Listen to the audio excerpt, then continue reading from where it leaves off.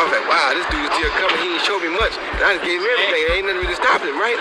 So I did something. I thought about saying, you know what? He likes to copy me because he started mimicking me a lot, right? So I said, okay, let me see how crazy he is. Let me make this. Let me see if he'll mimic this chicken move, right? And he mimicked the chicken move. I said, oh, God. Matter of fact, right here in this ring.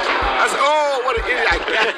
You understand me? I got it. So I did it again and waited for him to do it. As he went to do it, boom, and that took the momentum. When that stole the momentum, that was it. Because now I got him in a situation. One thing you never want to do is make a face and telegraph that you're about to throw a punch against a very experienced guy. Because look, he disappears on him, pulls just out of range, and then answers over the top with the left hook. Now the left hook, it glances him, but it's enough. He already drunk because B. Norman throws punches with bad intentions. He throws counter punches to knock you out, similar to Roy Jones.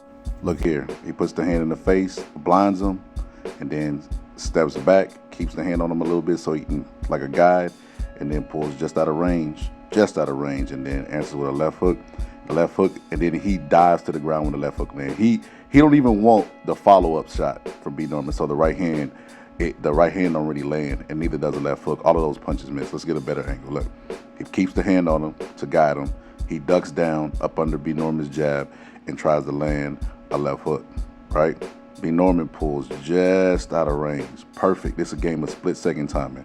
Pulls just out of range and then answers with the left hook, right? That just catches him on the side of the jaw. And look at the recoil that you get from that. Bam. And then he just drops to the ground. You know what I mean? He don't want the follow-up shots. Like I said, he throws punches with bad intentions. Every shot is meant to knock you out. So the follow-up shots, they end up missing because mainly the opponent was diving and ducking his head down to the ground because he didn't want to catch a flush shot. Now notice this, right? This is Inoue versus Fulton. He jabs Fulton to the body and pulls straight back. You never want to pull straight back in a match. And of course, Inoue is the #1 Japanese fighter, so I'm imagining that they idolize him in the same way that people do Floyd Mayweather's pad work because Floyd is the #1 fighter. But check this out. So B. Norman Jr., right, gets him to mimic him so he can land a flush shot because he was dipping his head down. So what he does is he stabs him to the body, right, and then he sets back. That's the trap, right? That is the trap to get him to mimic him, right? And he wipes his nose, right? And then he steps in like in a way, mimics him, and that's the look that B. Norman Jr. is looking for. As soon as he throws it, he deflects it, keeps the hand on the shoulder for control, and so he fully commits and stretches out on that punch.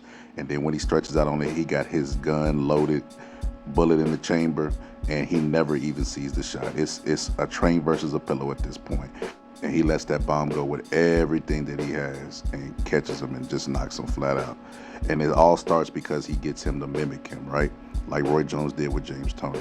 You know, get him to mimic him, then make him commit so the counter punch window is open longer. Because remember earlier in the video, he was diving to the ground and ducking to the ground after one shot lands because he didn't want the follow-up shots. So here's another angle. Look, B. Norman stabs him to the body, right? And then look whenever B. Norman jumps back. It's obviously a trap for those who know what they're looking at. Look, he's just sitting there waiting and eyeing him. He just waiting, just relax, you know. Like I said, game of split-second time, and then bam, deflects it, and then look at that bullet in the chamber. Oh my God. Like I said, train versus a pillow. And he goes to block the body shot, weirdly enough. His opponent thought he was gonna throw a body shot, and no, it's not a body shot, it's a head shot. So not only did he get him to commit on the shot, but he thought a body shot was coming to follow up after that shot. If you like videos like this, make sure you get my members only. It's in the description. But anyway, it's the Boxing Scholar, and I'm out.